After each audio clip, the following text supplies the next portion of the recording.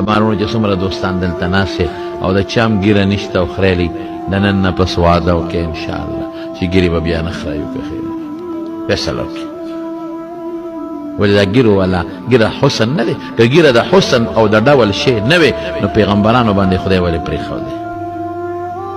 او څومره ګناهونه دي په ګیره خرایلو کې ګوره ښه یو خدا واجب دی ختم کړل ګیره واجبه ده یو دا ګناه شوه دویم همیشه ګناه کې یو ظلم نه ده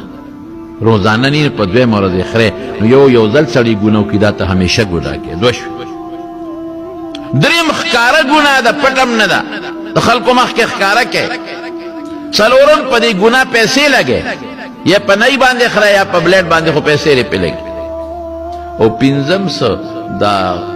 ښځو سره تشبیه پکې راځي د ښځو تشبیه لوی جرم او ګناه ده او شپږم د انګریزانو سره تشبیه راځي هغې